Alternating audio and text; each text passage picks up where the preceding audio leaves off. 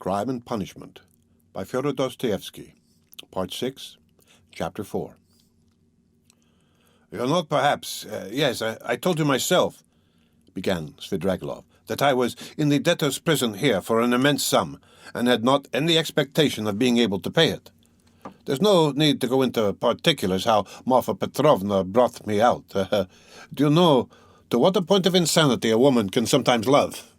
She was an honest woman, and very sensible, although completely uneducated. Would you believe that this honest and jealous woman, after many scenes of hysterics and reproaches, condescended to enter into a kind of contract with me which she kept throughout our married life? She was considerably older than I, and besides, she always kept a clove or something in her mouth. There was so much swinishness in my soul, and honesty, too, of a sort, as to tell her straight out that I couldn't be absolutely faithful to her. This confession drove her to frenzy, but yet she seems in the way to have liked my brutal frankness. She thought it showed I was unwilling to deceive her if I warned her like this beforehand, and for a jealous woman, you know, that's the first consideration. After many tears, an unwritten contract was drawn up between us. First, that I would never leave Marfa Petrovna, and would always be her husband. Secondly, that I would never absent myself without her permission. Thirdly, that I would never set up a permanent mistress.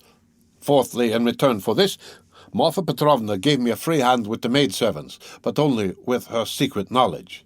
Fifthly, God forbid my falling in love with a woman of our class. Sixthly, in case I, which God forbid, should be visited by a great serious passion, I was bound to reveal it to Marfa Petrovna. On this last score, however, Marfa Petrovna was fairly at ease.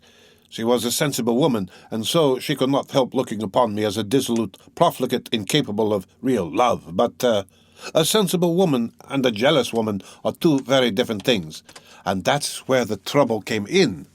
But to judge some people impartially, we must renounce certain preconceived opinions and our habitual attitude to the ordinary people about us.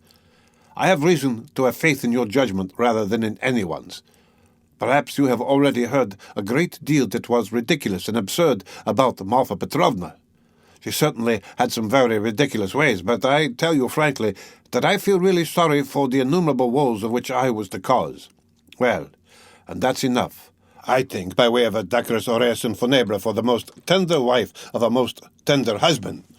When we quarrelled, I usually held my tongue and did not irritate her, and that gentlemanly conduct rarely failed to attain its object. It influenced her. It pleased her indeed. These were times when she was positively proud of me.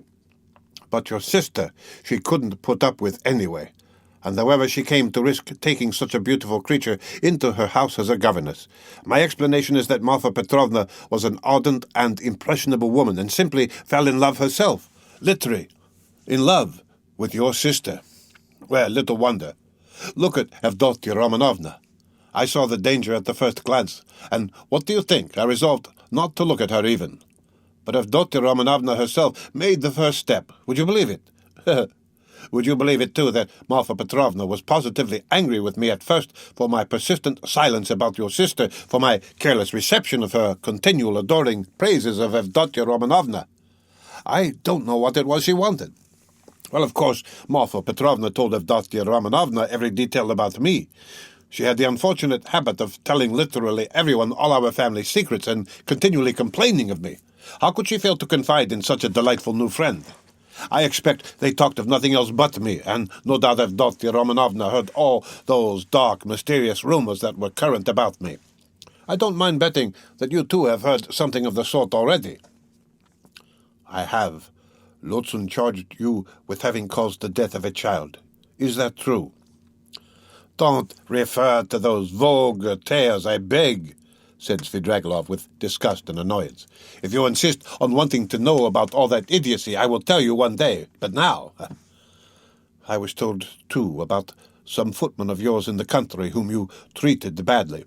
I beg you to drop the subject, Svidrigailov interrupted again with obvious impatience. Was that the footman who came to you after death to fill your pipe?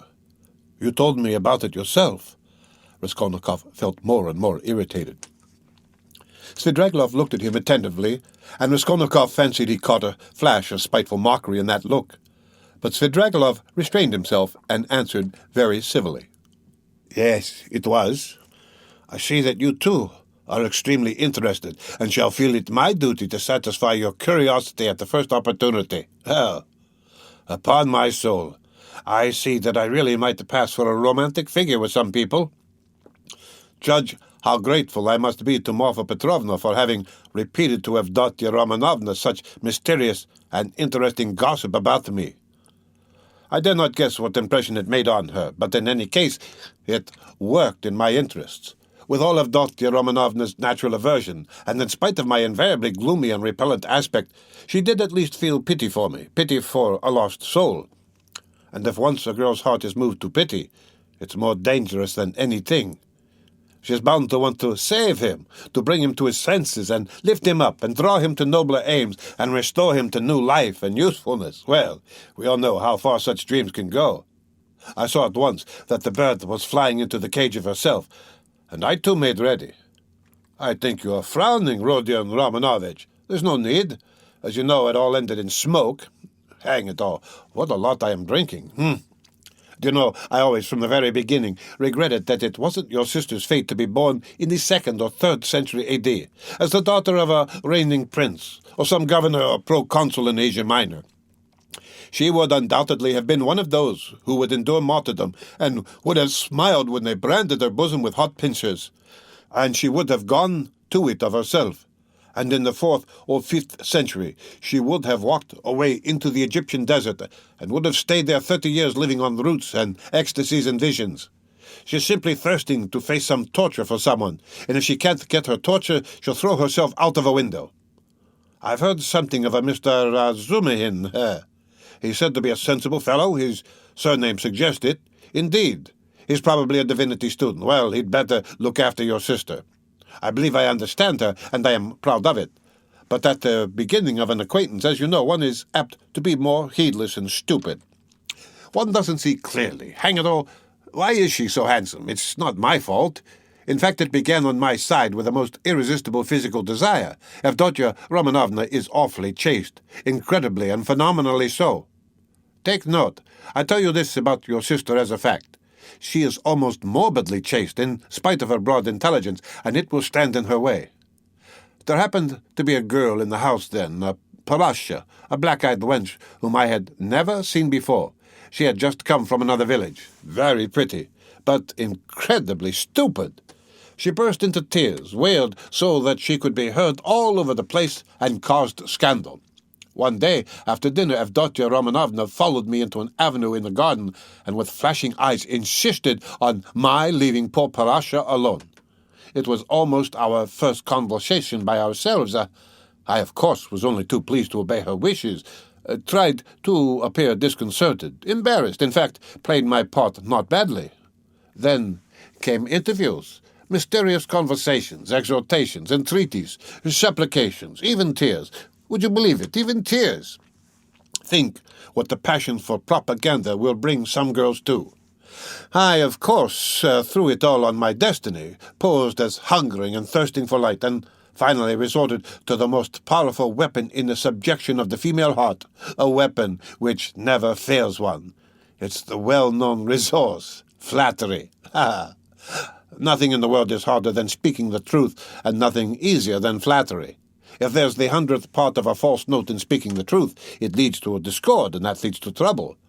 But if all to the last note is false in flattery, it is just as agreeable and is heard not without satisfaction. It may be a coarse satisfaction, but still a satisfaction, and however coarse the flattery, at least half will be sure to seem true. That's so for all stages of development and classes of society. A Vestal virgin might be seduced by flattery. I can never remember without laughter how I once seduced a lady who was devoted to her husband, her children, and her principles. What fun it was, and how little trouble. And the lady really had the principles of her own anyway. All my tactics lay in simply being utterly annihilated and prostrate before her purity. I flattered her shamelessly, and as soon as I succeeded in getting a pressure of the hand, even a glance from her, I would reproach myself for having snatched it by force, and would declare that she had resisted, so that I could never have gained anything but for my being so unprincipled.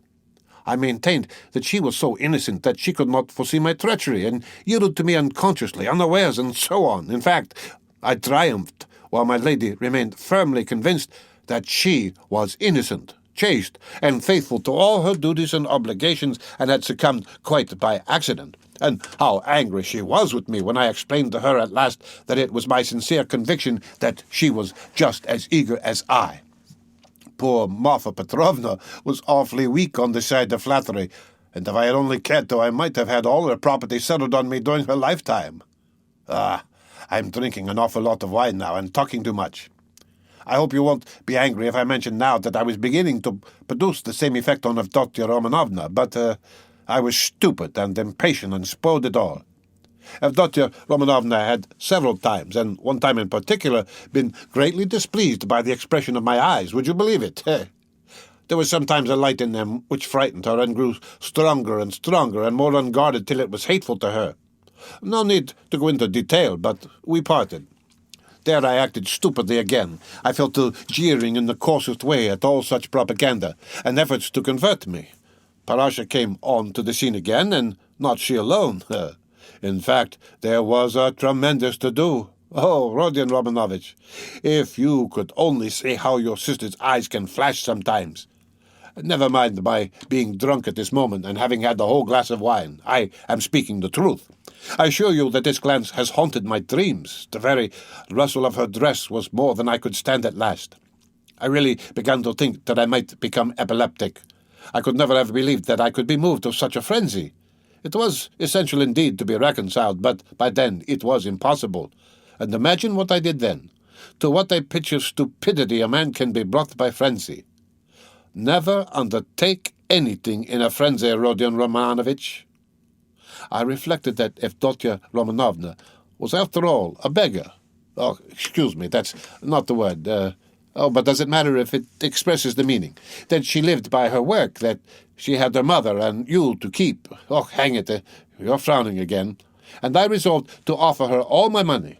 30,000 rubles I could have realized then if she would run away with me here to Petersburg. Of course, I should have vowed eternal love, rapture, and so on. Do you know, I was so wild about her at that time that if she had told me to poison Marfa Petrovna or to cut her throat and to marry herself, it would have been done at once. But it ended in the catastrophe of which you know already.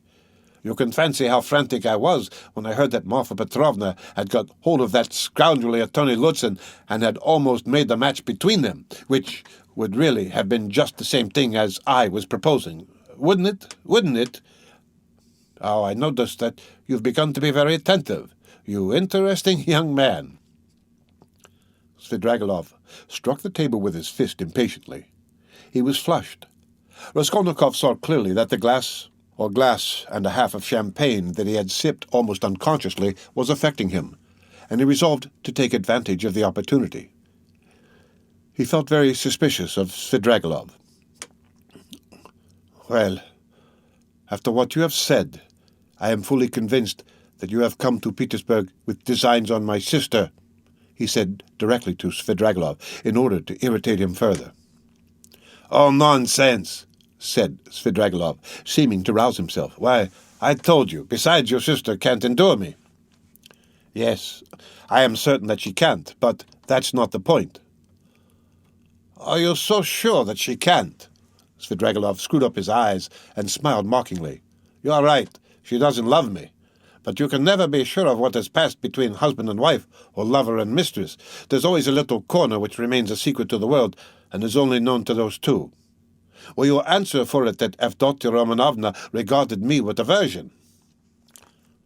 From some words you've dropped, I notice that you still have designs, and of course evil ones, on Dunya, and mean to carry them out promptly. What? Have I dropped words like that? Svidrigailov asked in naive dismay, taking not the slightest notice of the epithet bestowed on his designs. Why, you're dropping them even now. Why are you so frightened? What are you so afraid of now? Me? Afraid? Afraid of you? Oh, you have rather to be afraid of me, cher ami, but what nonsense. Oh, I've drunk too much, though, I see that. I was almost saying too much again. Damn the wine. Hi there. Water. He snatched up the champagne bottle and flung it without ceremony out of the window. Philip brought the water. "That's all nonsense," said Svidrigailov, wetting a towel and putting it to his head. "But I can answer you in one word and annihilate all your suspicions. Do you know that I am going to get married?" "You told me so before." "Did I? I've forgotten. But I couldn't have told you so for certain, for I had not even seen my betrothed. I only meant to. But now I really have a betrothed, and it's a settled thing. And if it weren't that I have business that can't be put off, I would have taken you to see them at once, for I should like to ask your advice. Oh, hang it. Only 10 minutes left. See, look at the watch. But I must tell you, for it's an interesting story, my marriage in its own way." "Where are you off to? Going again?" "No, I am not going away now." "Not at all?" We shall see. I'll take you there. I'll show you my betrothed, only not now, for you'll soon have to be off. You have to go to the right, and I to the left. Do you know that Madame Raskolnikov, the woman I am lodging with now, I know what you're thinking, that she's the woman whose girl they say drowned herself in the winter. Come, are you listening? She arranged it all for me. You're bored, she said. You want something to fill up your time, for you know I am a gloomy, depressed person. Do you think I'm light-headed? No, I'm gloomy. I do no harm, but sit in the corner without speaking a word for 3 days at a time. And that Raskolnikov is a sly hussy, I tell you. I know what she has got in her mind. She thinks I shall get sick of it, abandon my wife and depart, and she'll get hold of her and make a profit out of her. And now a class, of course, or higher. She told me the father was a broken-down retired official who has been sitting in a chair for the last 3 years with his legs paralyzed. The mamma, she said, was a sensible woman. There is a son serving in the provinces, but he doesn't help. There is a daughter who is married, but she doesn't visit them. And they've 2 little nephews on their hands, as though their own children were not enough. And they've taken from school their youngest daughter, a girl who'll be 16 in another month, so that then she can be married. She was for me. We went there. Ha! How funny it was. I presented myself, a landowner, a widower of a well-known name, with connections, with a fortune. What if I am 50 and she is not 16? Who thinks of that? But it's fascinating, isn't it? It is fascinating. You should have seen how I talked to the papa and mama. It was worth paying to have seen me at that moment. She comes in, curtsies, you can fancy, still in a short frock, an unopened bud, flushing like a sunset. She had been told, no doubt. I don't know how you feel about female faces, but to my mind, these 16 years, these childish eyes, shyness, and tears of bashfulness are better than beauty. And she is a perfect little picture, too. Fair hair in little curls, like a lamb's, full little rosy lips, tiny feet, a charmer. Well, we made friends. I told them I was in a hurry owing to domestic circumstances, and the next day, that is, the day before yesterday, we were betrothed. When I go now, I take her on my knee at once and keep her there. Well, she flushes like a sunset, and I kiss her every minute. Her mamma, of course, impresses on her that this is her husband and that this must be so. It's simply delicious. The present betrothed condition is better, perhaps, than marriage. Here you have what is called the nature et la vérité. I've talked to her twice. She's far from a fool. Sometimes she steals a look at me, and that positively scorches me. Her face is like Raphael's Madonna. You know, the Sistine Madonna's face has something fantastic in it, the face of mournful religious ecstasy. Haven't you noticed it? Well, she's something in that line. The day after we'd been betrothed, I bought her presents to the value of 1,500 rubles, a set of diamonds, and another of pearls, and a silver dressing case as large as this, with all sorts of things in it, so that even my Madonna's face glowed. I sat her on my knee yesterday, and I suppose rather too unceremoniously. She flushed crimson, and the tears started, but she didn't want to show it. We were left alone, and she suddenly flung herself on my neck for the first time of her own accord, put her little arms round me, kissed me, and vowed that she would be an obedient, faithful, and good wife, would make me happy, would devote all her life, every minute of her life, would sacrifice everything, and that all she asks in return is my respect, and that she wants nothing more from me, no presents. You'll admit that to hear such a confession alone from an angel of 16 in a muslin frock with little curls, with a flush of maiden shyness in her cheeks and tears of enthusiasm in her eyes is rather fascinating, eh? Isn't it fascinating? It's worth paying for, isn't it? Well, listen, we'll go to see my betrothed, only not just now. The fact is, this monstrous difference in age and development excites your sensuality. Will you really make such a marriage? Why, of course. Everyone thinks of himself, and he lives most gaily who knows best how to deceive himself. Oh, but why are you so keen about virtue? Have mercy on me, my good friend. I am a sinful man. Ha, ha, ha. But you have provided for the children of Katerina Ivanovna, though you had your own reasons. I understand it all now. I am always fond of children. Very fond of them, laughed Svidrigailov. I can tell you one curious instance of it. The first day I came here, I visited various haunts. After 7 years, I simply rushed at them. You probably noticed that I am not in a hurry to renew acquaintance with my old friends. I should do without them as long as I can. Do you know, when I was with Marfa Petrovana in the country, I was haunted by the thought of these places where anyone who knows his way about can find a great deal. Oh, yes, upon my soul.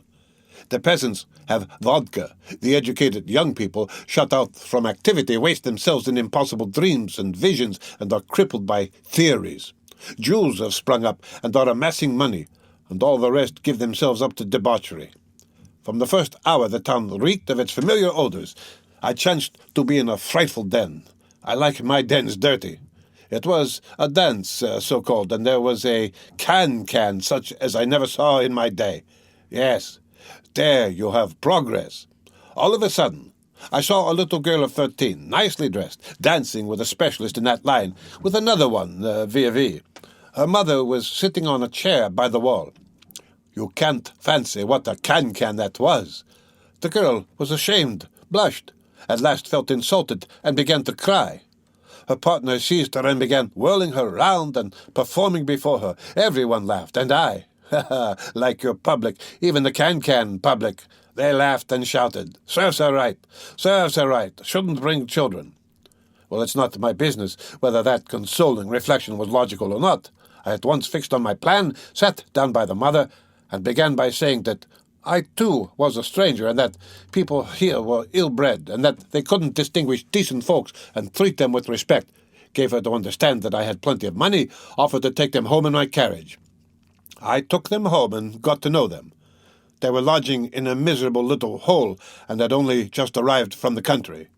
She told me that she and her daughter could only regard my acquaintance as an honor. I found out that they had nothing of their own, and had come to town upon some legal business. I proffered my services and money. I learned that they had gone to the dancing saloon by mistake, believing that it was a genuine dancing class.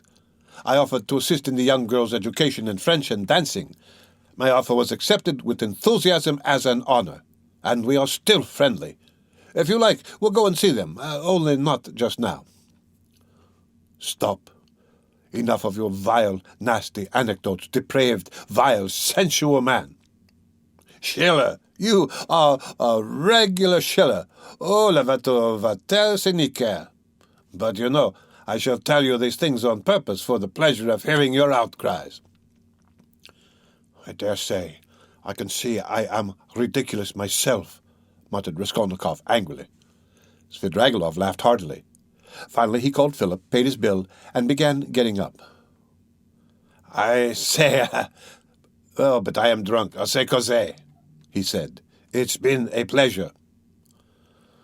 I should rather think it must be a pleasure, cried Raskolnikov, getting up. No doubt it is a pleasure for a worn-out profligate to describe such adventures with a monstrous project of the same sort in his mind, especially under such circumstances, and to such a man as me. It's stimulating. Well, if you come to that, Svidrigailov answered, scrutinizing Raskolnikov with some surprise. If you come to that, you are a thorough cynic yourself. You've plenty to make you so anyway. You can understand a great deal, and you can do a great deal too. But enough. I sincerely regret not having had more talk with you, but I shan't lose sight of you. Only wait a bit. Svidrigailov walked out of the restaurant. Raskolnikov walked out after him. Svidrigailov was not, however, very drunk. The wine had affected him for a moment, but it was passing off every minute. He was preoccupied with something of importance and was frowning. He was apparently excited and uneasy in anticipation of something. His manner to Raskolnikov had changed during the last few minutes, and he was ruder and more sneering every moment. Raskolnikov noticed all this, and he too was uneasy. He became very suspicious of Svidrigailov and resolved to follow him. They came out onto the pavement. "You go to the right, and I to the left, or if you like the other way. Only, adieu, mon plaisir. May we meet again." And he walked to the right, towards the Haymarket.